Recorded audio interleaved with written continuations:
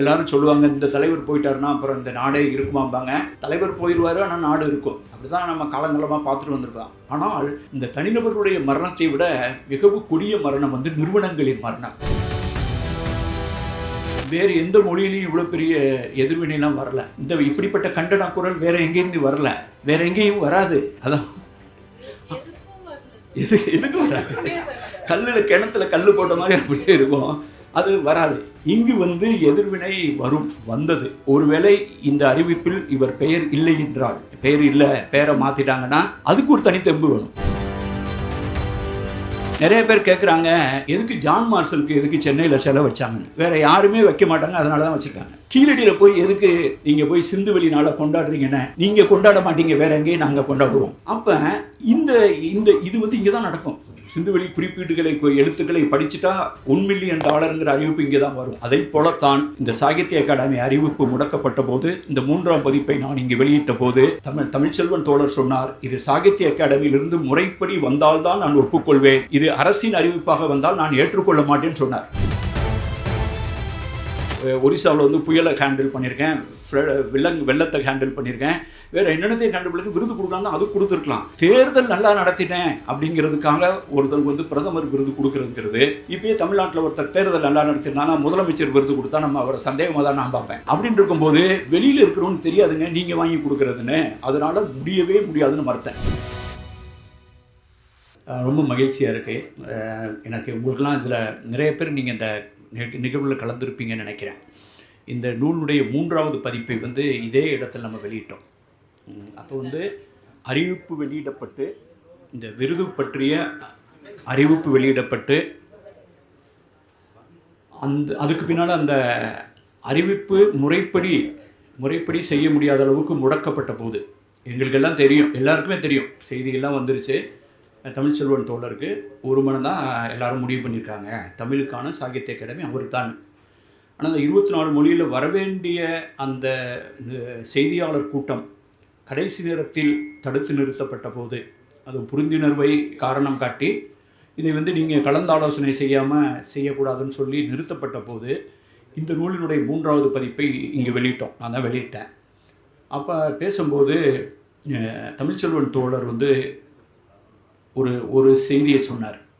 எல்லாரும் மகிழ்ச்சியாக இது கட்டாயம் அந்த விருது பொருத்தமாக கிடச்சிருக்குலாம் சொன்னப்போ அவர் ஒன்று சொன்னார், இந்த விருது கிடைச்சதுங்கிற மகிழ்ச்சி, ஆனால் இந்த விருது சாகித்ய அகாடமியின் பெயரில், முறைப்படி சாகித்ய அகாடமியின் பெயரில் இதே மாதிரியான நடுநிலையோடு தன்னாட்சி ஒரு இண்டிபெண்டன்ஸோடு அறிவிக்கப்பட்டால்தான் அதை ஏற்றுக்கொள்வேன், இதை அரசின் சார்பில் அடித்தால் நான் ஏற்றுக்கொள்ள மாட்டேன் நீங்கள் சொன்னீங்களே தோழர்.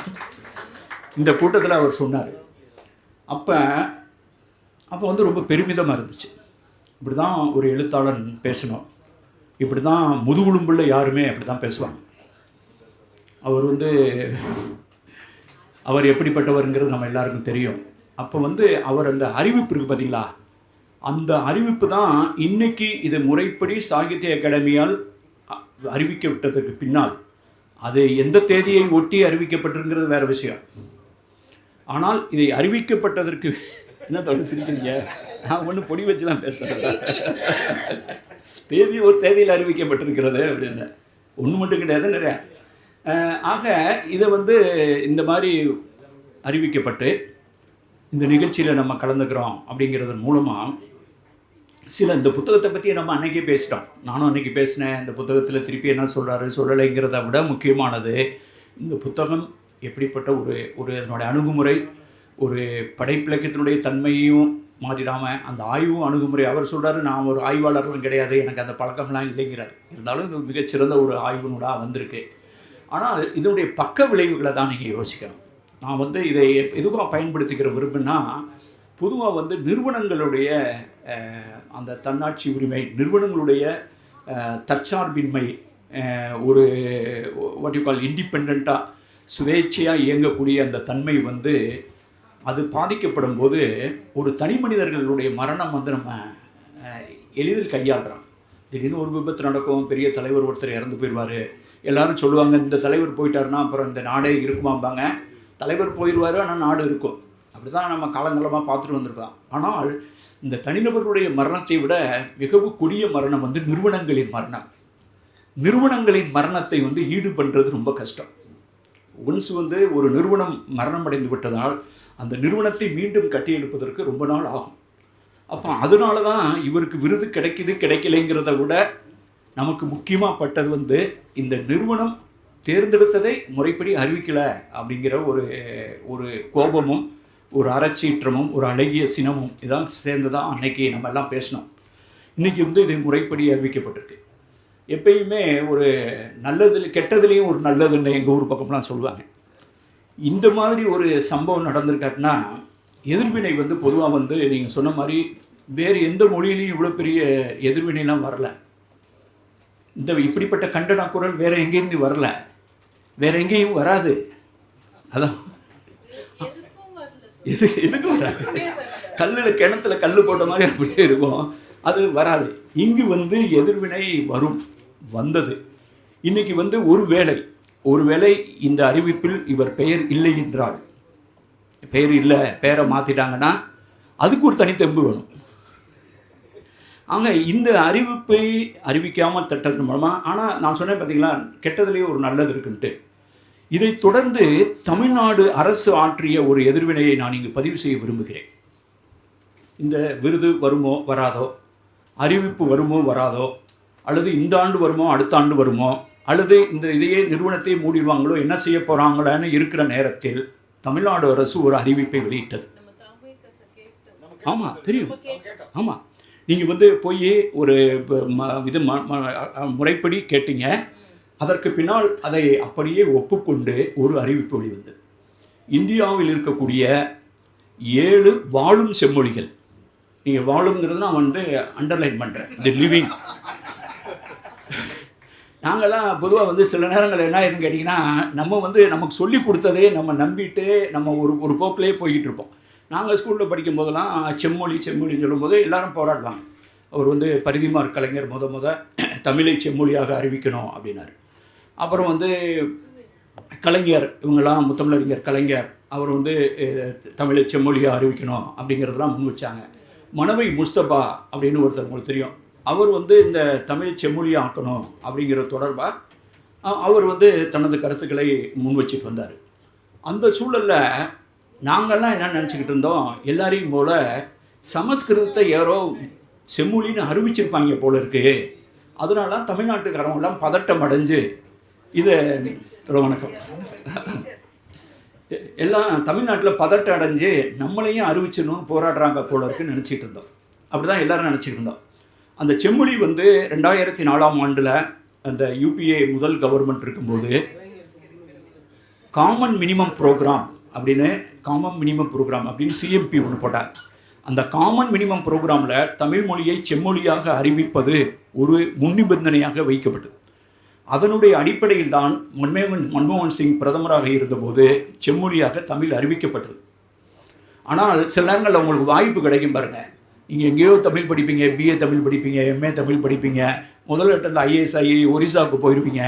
ஆனால் அந்த செம்மொழிக்கு அமைச்சரவை குறிப்பேடு எழுதணும், அது ஒரு 7-8 பக்கத்துக்குள்ளே எழுதணும், 80 பக்கம் 100 பக்கத்தெல்லாம் எழுதுனா யாரும் புரியாது வடநாட்டு மந்திரிகளுக்கெல்லாம் சொல்லும் போது அதை எழுதும்படியான வேண்டுகோள் ஒரிசாவிலிருந்து எனக்கு வந்தது. நான் 2 நாள் விடுமுறை எடுத்துக்கொண்டு அந்த செம்மொழிக்கான அமைச்சரவை குறிப்பேட்டை நான் எழுதி மின்னஞ்சலில் அனுப்பிவிட்டேன். அதே மாதிரி ஒரிசா செம்மொழியான போது கடைசியாக அந்த ஒரிசாவுக்கு ஒரு செம்மொழி உலக மாநாட்டை நடத்திட்டு தான் இங்கே தமிழ்நாட்டுக்கு ரிட்டன் ஆனேன். இப்போ தாமுசாவினுடைய வேண்டுகோளை ஏற்று தமிழ்நாடு அரசு வெளியிட்டிருக்கிறது பார்த்தீங்களா, 7 செம்மொழிகள். நான் சொன்ன மாதிரி 7 செம்மொழிகள், அதை மக்கள் பேசக்கூடிய 7 செம்மொழிகள். அது வந்து தென்னிந்தியாவை சேர்ந்த தமிழ், மலையாளம், கன்னடம், தெலுங்கு, அப்புறம் நான் பணியாற்றிய ஒரு மிக முக்கியமான மொழியினாகிய ஒரியா மொழி, அப்புறம் வங்காள மொழி, அப்புறம் மராட்டிய மொழி. இந்த 7 செம்மொழிகளுக்கும் சிறந்த இலக்கிய படைப்புக்கு, சிறந்த படைப்பாளருக்கு ஒரு குழு அமைத்து 5 லட்சம், இது வந்து 1 லட்சம், இது 1 லட்சம், இதை விட 5 மடங்கு அதிகமாக செம்மொழி தேசிய விருதை ஒரு மாநில அரசு ஒரு முற்போக்கு எழுத்தாளர் சங்க கலைஞருடைய சங்கத்தினுடைய வேண்டுகோளை ஏற்று அறிவித்திருக்கிறது என்றால் இது இந்தியாவில் இதற்கு முன்னால் எங்கோடும் நடந்ததே இல்லை. அப்போ கெட்டதில் ஒரு நல்லதுங்கிறது இந்த முடக்கப்பட்டதனுடைய எதிர்வினை வந்து இப்படி தான் வரும். நிறைய பேர் கேட்குறாங்க, எதுக்கு ஜான் மார்ஷலுக்கு எதுக்கு சென்னையில் சிலை வச்சாங்கன்னு. வேறு யாருமே வைக்க மாட்டாங்க, அதனால தான் வச்சுருக்காங்க. கீழடியில் போய் எதுக்கு நீங்கள் போய் சிந்துவெளி நாளை கொண்டாடுறீங்கன்னு, நீங்கள் கொண்டாட மாட்டீங்க, வேறு எங்கேயும் நாங்கள் கொண்டாடுவோம். அப்போ இந்த இந்த இது இங்கே தான் நடக்கும். சிந்துவெளி குறிப்பீடுகளை எழுத்துக்களை படிச்சுட்டா $1 மில்லியன் அறிவிப்பு இங்கே தான் வரும். அதை போலத்தான் இந்த சாகித்ய அகாடமி அறிவிப்பு முடக்கப்பட்ட போது, இந்த 3ஆம் பதிப்பை நான் இங்கே வெளியிட்ட போது தமிழ்ச்செல்வன் தோழர் சொன்னார், இது சாகித்ய அகாடமியிலிருந்து முறைப்படி வந்தால்தான் நான் ஒப்புக்கொள்வேன், இது அரசின் அறிவிப்பாக வந்தால் நான் ஏற்றுக்கொள்ள மாட்டேன்னு சொன்னார். ஆக இன்று சாகித்ய அகாடமியினுடைய அறிவிப்பாக வந்திருக்கிறது. அது மட்டும் இல்லாமல் 7 செம்மொழிகளுக்கு 5 லட்சம் அறிவிப்பு, தேசிய விருது அறிவிப்பது என்று ஒரு மாநில அரசு அறிவித்திருக்கிறது. யதார்த்தமாக நானும் அதை வெளிநாட்டில் இருக்கும்போது தான் தெரிஞ்சுக்கிட்டேன். எனக்கு ஆர்டர் காப்பி வந்தது. அதனுடைய ஒருங்கிணைப்பு குழுவினுடைய தலைவராக என்னை அரசாங்கம் நியமித்திருக்கிறது. அதில் அது இந்திய நண்பர் நிதித்துறையினுடைய கூடுதல் தலைமைச் செயலாளர், தமிழ் வளர்ச்சித்துறையுடைய செயலாளர், எழுத்தாளர் இமயம் கொண்ட அந்த குழுவிற்கு, அது நான் அங்கே இருக்கும்போது தான் ஃபோன் பண்ணி சொல்கிறாங்க, இந்த மாதிரி ஒரு ஆர்டர் வந்திருக்குன்னு. அங்கே பாருங்கள், ஒரு பக்க விளைவு எவ்வளவு பெரிய ஆக்கப்பூர்வமான விளைவுகளையும் இது ஏற்படுத்தியிருக்கிறது. இந்த சூழலில் தான் இப்படிப்பட்ட ஒரு நிறுவனங்களுடைய மரணம் சரி பண்ணுறதுக்கு ரொம்ப நாள் ஆகும். அதனால தான் நிறுவனங்களுடைய அந்த எந்த வகையான ஒரு சுதந்திரமாக சுயேட்சையாக இயங்க வேண்டும் என்பதில் சில நேரங்கள் இப்போலாம் விருதுகள் பொதுவாக ஒரு விருது வந்தவொடனே நான் வாங்கி கொடுத்தேன், நீ வாங்கி கொடுத்தேன் அப்படிலாம் பொதுவாக இங்கே பார்த்தீங்கன்னா முகநூலில் ஏன்டா விருது வாங்கினோம்னா ஒரு நொந்து போகிறவருக்கு கட்டி தனியாக தொங்க விட்டுக்கிட்டு இருப்பாங்க. ஆனால் எனக்கு தெரிந்த வரையில் ஒரு விருதுங்கிறது இவர் கொடுக்காருன்னா வேறு யாருக்கு விருது கொடுக்க போறீங்க அப்படின்னு கேட்குற அளவுக்கு, அந்த அளவுக்கு ஒரு எல்லாருக்கும் ஒரு மன மகிழ்ச்சியான ஒரு ஏற்புடைய ஒரு விருதுன்னு நம்ம எல்லாருமே நினைக்கிறது. இந்த நிறுவனங்களுடைய அதுவும் இப்போ இருக்க எந்த தேதியிலேருந்து நம்ம இதை பேசுகிறோமோ, மிக முக்கியமாக நான் இதை அறிக்கூட வேண்டிய ஒரு கட்டாயத்திலும் நான் இந்த மேடையில் நான் சொல்லணும்னு நினைக்கிறேன். பல முறை சில இடங்களில் நான் சொல்லியிருக்கக்கூடும். இந்திய தேர்தல் ஆணையத்தினுடைய துணை தேர்தல் ஆணையராக நான் டெல்லியில் 2 முறை பணியாற்றும் வாய்ப்பு ஏற்பட்ட போது, முதல் முறை என்னை தலைமை தேர்தல் ஆணையர் திரு டண்டன் அவர்கள் அறைக்கு அழைத்து கிட்டத்தட்ட வேண்டுகோளாக கூட விடுக்கலை, அது ஒரு தகவல் மாதிரி தான் தெரிவிக்கிறதுக்கு முயற்சி பண்ணார். நான் மேற்கு வங்காள தேர்தலை 2006இல் எந்தவித புகார்களும் இல்லாமல், எந்த வன்முறையும் இல்லாமல் நடத்திவிட்டேன் என்பதற்காக பிரதமரினுடைய தலை சிறந்த அதிகாரி, எக்ஸலண்ட் ஆஃபீஸர்ஸ்னு ஒரு விருது இருக்குது, இந்த அவார்ட் ஃபார் எக்ஸலன்ஸ் அப்படின்னு சொல்லி சிவில் சர்வீஸ் ஆஃபீஸருக்கு. அதுக்கு அவர் என்னுடைய பெயரை பறிவிக்கிறேன் என்று ஒரு CV தன்விவர குறிப்பு கேட்குறாரு. நான் மறுத்துட்டேன். அப்புறம் நான் இப்படி தான் சொல்லுவேன், நீ ஒரு திட்டினார். என்னை விட இன்னொரு அதிகாரிகிட்ட சொல்லி என்னுடைய CV கேட்டார். அவர்கிட்டையும் நான் இப்போ சொல்லிட்டேன், அவர் கேட்டான்னு கொடுத்துடாதீங்கன்னு. திருப்பி என்னை கூப்பிட்டு ஏன் வேணாங்கிறேன்னு சொன்னார். இப்படிலாம் பழக்கப்படுத்தி விடாதீங்க, பிரதமரை நம்ம தான் தேர்ந்தெடுக்கிறோம், அவர் ஒரு MP தான், அவர் ஒரு தொகுதியில் நிற்கிறாரு, அவர் தொகுதி தேர்தலை நம்ம தான் நடத்துகிறோம். அப்போ நாளைக்கு அவர் விருது வாங்குறதுக்கு நான் விருது வாங்குறாருந்தா வேறு என்னென்னமோ இருக்குது. ஒரிசாவில் புயலை ஹேண்டில் பண்ணியிருக்கேன், வெள்ளத்தை ஹேண்டில் பண்ணியிருக்கேன், வேறு என்னென்னத்தையும் ஹேண்டில் பண்ணி விருது கொடுக்கலான்னு அது கொடுத்துருக்கலாம். தேர்தல் நல்லா நடத்திட்டேன் அப்படிங்கிறதுக்காக ஒருத்தருக்கு பிரதமர் விருது கொடுக்குறதுங்கிறது, இப்போயே தமிழ்நாட்டில் ஒருத்தர் தேர்தல் நல்லா நடத்திருந்தானா முதலமைச்சர் விருது கொடுத்தா நம்ம அவரை சந்தேகமாக தான் நான் பார்ப்பேன். அப்படின்னு இருக்கும்போது வெளியில் இருக்கிறோன்னு தெரியாதுங்க, நீங்கள் வாங்கி கொடுக்குறதுன்னு, அதனால் முடியவே முடியாதுன்னு மறுத்தேன். இது 2006. 2010 தேர்தல் ஆணையம் மீண்டும், நான் 2வது முறை, முதல் முறையில் இருந்தபோது 2010 என்னை மீண்டும் ஒரு முறை தேர்தல் ஆணையம் 2009 தேர்தலுக்கு பின்னால் NDTVயினுடைய தலை சிறந்த மனிதன், அதாவது சிங்கிள் இண்டிவிஜுவல்னு ஒரு நிறுவனம் தேர்ந்தெடுக்கப்பட்டது. நான் சொன்னேன், ஒரு நிறுவனத்தினுடைய மரணத்தை பற்றி சொன்னேன். தி பெஸ்ட் பர்சனாலிட்டி அவார்டு தேர்தல் ஆணையத்துக்கு அறிவிக்கப்பட்டது. தி பெஸ்ட் பர்சனாலிட்டி ஆஃப் 2009 அப்படின்னு சொல்லி 7 தலைமை தேர்தல் ஆணையர்கள் நானும் இருந்தேன், அந்த விருதை பெற்றுக்கொண்டார்கள். அதற்கு பின்னால் 2010 தேர்தல் ஆணையம் என்னை அழைத்து, உங்களது பெயரை பத்மஸ்ரீக்கு சிறந்த தேர்தல் மேலாண்மைக்கு பணியாற்றியதற்காக பத்மஸ்ரீ விருதுக்கு நாங்கள் அனுப்புகிறோம், பிரதமர் அலுவலகத்திலும் பேசிவிட்டோம், குடியரசுத் தலைவர் அலுவலகத்திலும் பேசிவிட்டோம் என்று சொன்னது போது நான் மிகவும் மகிழ்ச்சி அடைவேன் என்று தான் அவர்கள் நினைத்திருக்கக்கூடும். ஆனால் அப்போதும் ஒரு விவாதத்தில் இறங்கி உரையாடி, இப்படியெல்லாம் செய்யக்கூடாது, தேர்தல் ஆணையத்தில் இருப்பவர்களுக்கு இப்படியெல்லாம் விருது வாங்கி கொடுத்து பழக்கிவிட்டால் நாளை இந்த நிறுவனத்தினுடைய அறம் விலை போய்விடும் என்று நான் எச்சரித்து வாங்க மறுத்துவிட்டேன். இதை நான் பொதுவாக குறிப்பிட மாட்டேன்.